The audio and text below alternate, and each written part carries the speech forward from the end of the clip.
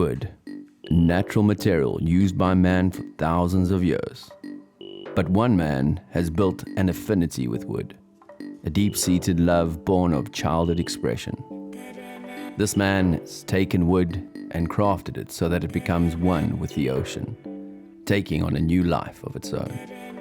This is Wawa.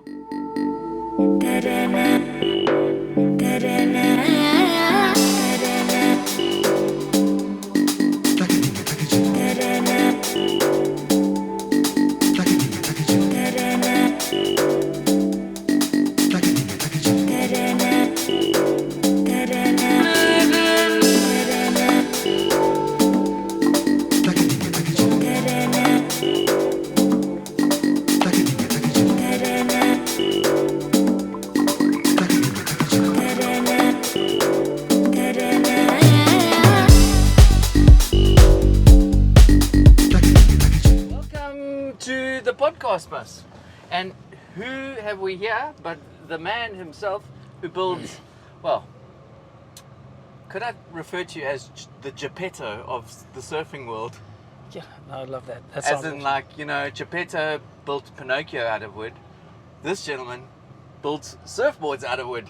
Kubus from Wawa Surfboards. Such a privilege to have you here, bro. No, Stephen, thanks for having me.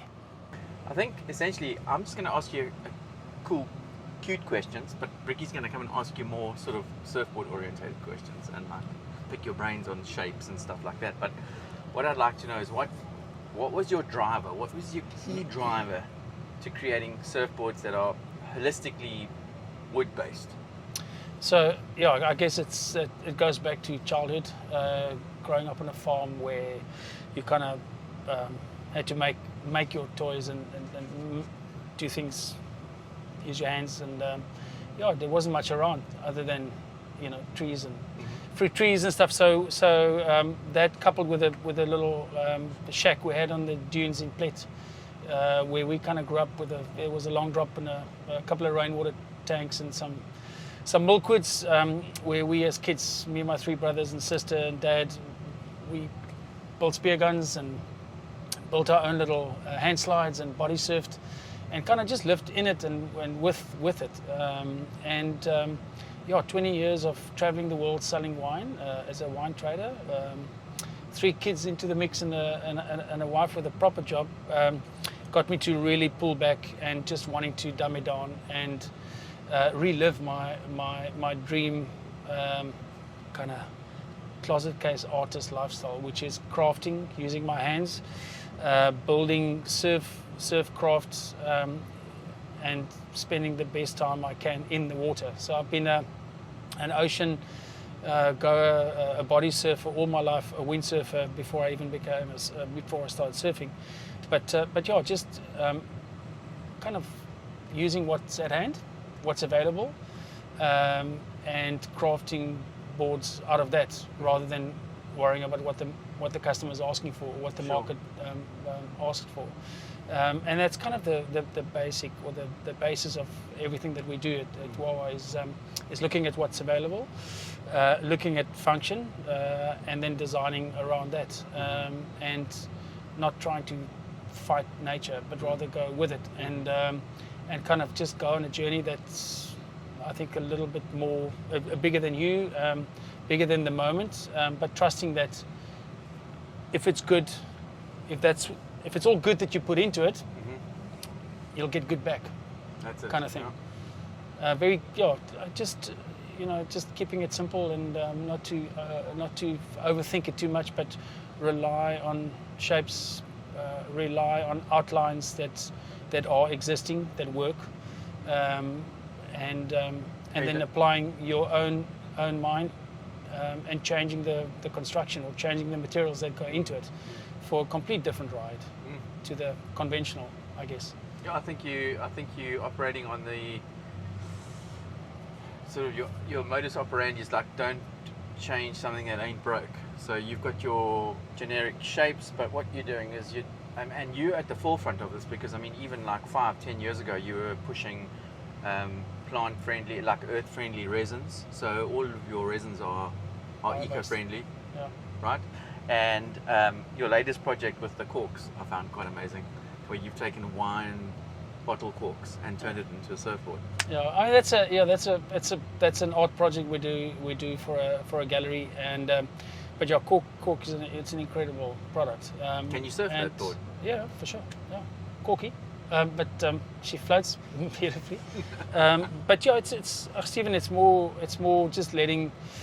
You're on this journey, and you know every day is different. Every day is unique, and every board you make, you know you can do better with the next. And it's just maybe just pushing it. You know, we're so small as a company. You know, we do three to 5 boards a week, and there is room for us to really push it and challenge ourselves. And I think the qualities that you get out of a cork, it's just too obvious to ignore.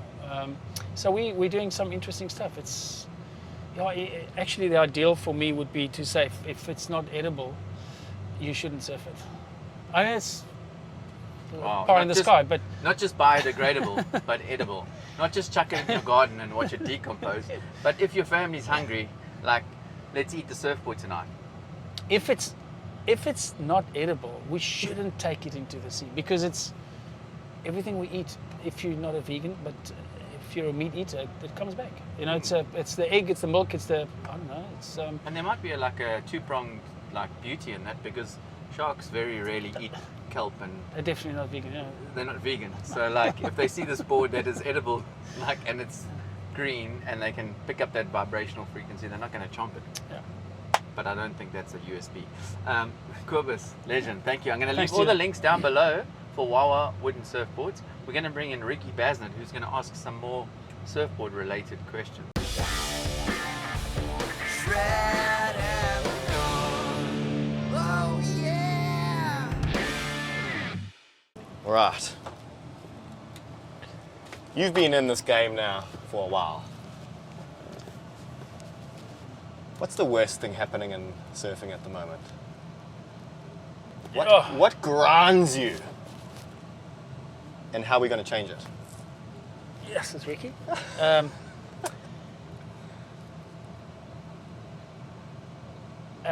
Sure, that's a big question. Actually, I don't have an answer to that. I think it's I'm too small. I guess I'm too localized to really listen too much to the noise. Okay. I come from I come so cold at it that I'm actually oblivious to the real issues. I think my issues more what can I do better. So my issues are kind of my own. It's how can I really make a difference, and making 3 to 5 boards a week ain't gonna make a big difference. I mean I do believe that we make a couple of people happy every week, but so the challenge for me is for us to maybe talk more and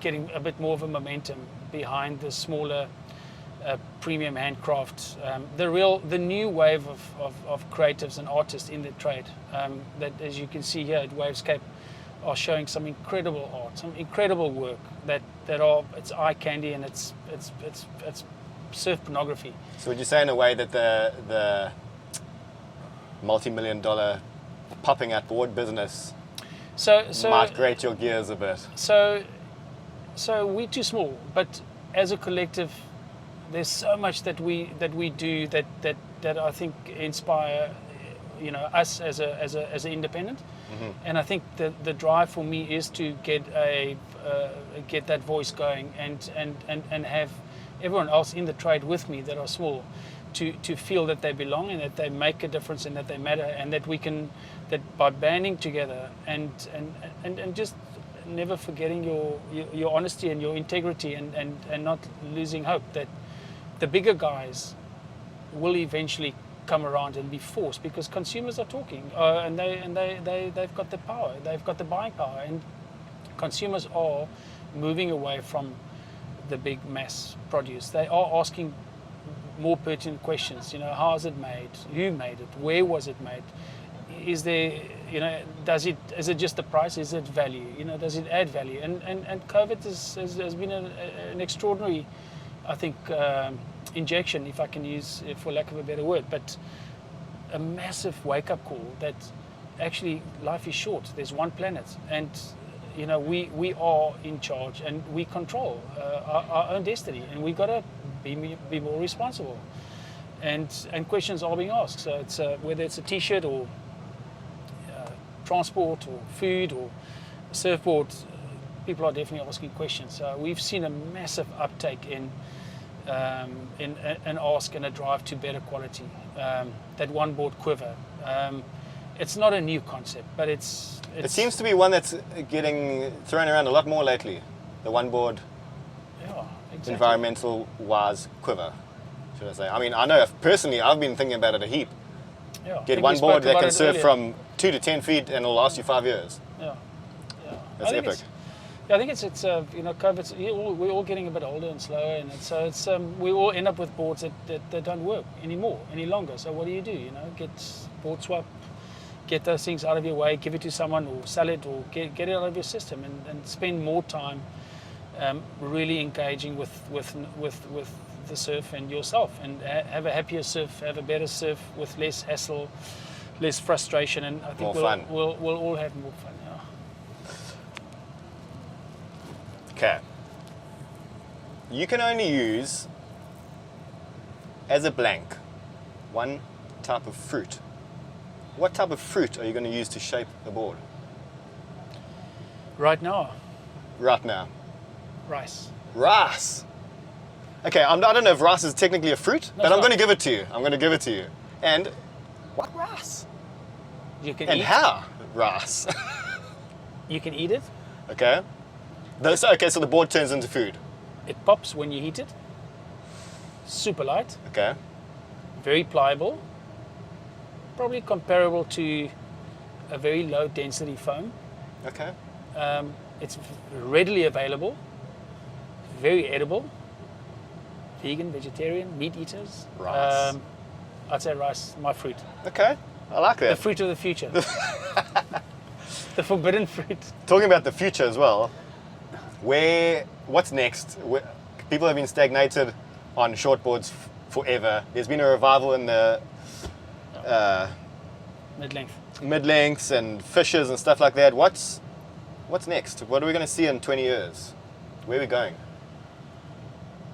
Good question. I'd say in 3 years to 5 years, we're going to find a lot more 80s style short, lack of volume, very maneuverable, fun surfboard shapes. I find the mid-length, as it's growing, personally I find that people will want more out of a floaty device, and I think there's something so cool and funky and about the 80s style of surfing, that short and There's fat. wide tails and the hips and the hips, maybe beak the nose. tails Oof. can come in a bit, but it also, there's space for a thruster setup, there's space for a twin, there's space for a single.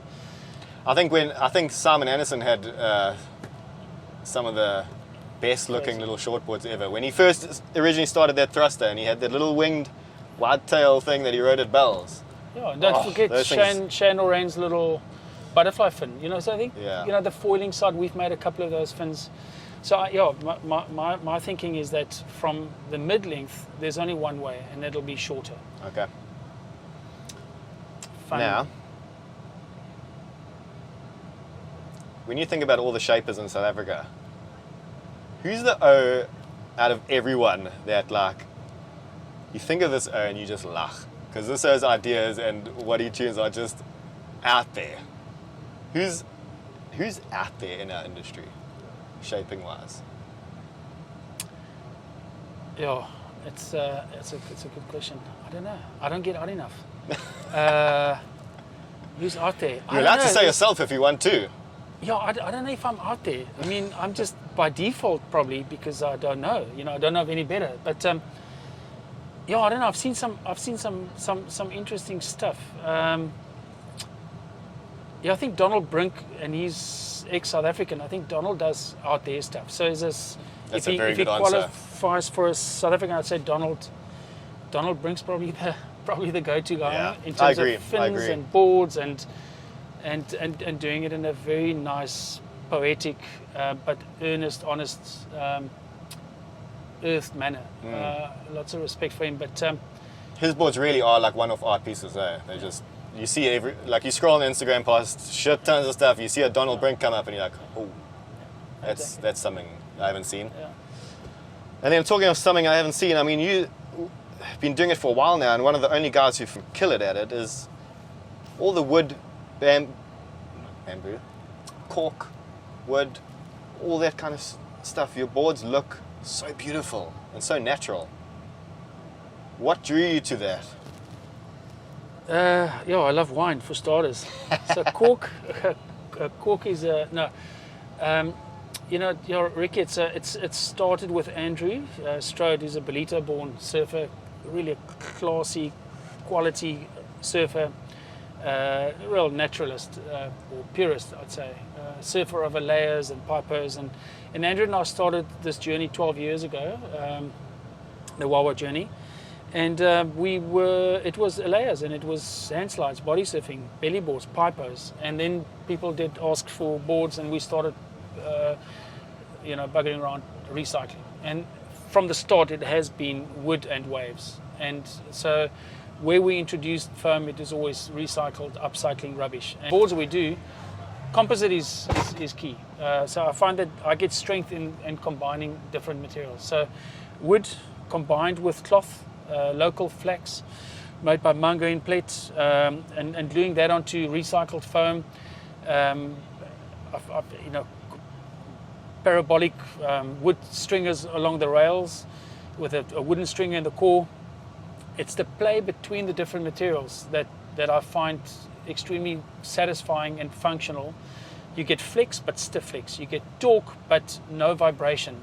So there's a lot of life, a lot of feel that you get from using wood combined with other natural materials. So I find that the memory bank of these boards have got no end. They don't age like a polyresin, polyurethane, oil, petroleum board does. Take notes from nature, hey? And I mean, who knows better? And nature did it first. And still, and forever will be at the forefront. So it's, so they look great, and that's not where we start. It's more, how do we get that glide? How do we get the friction? How do we get the lift, the less drag? How do we get the air pockets there? And that is from raw timber and letting the oceans just do the rest. We shape and I let the surf come and cut Finish it up further. Finish it. Yeah. Lovely. Last question.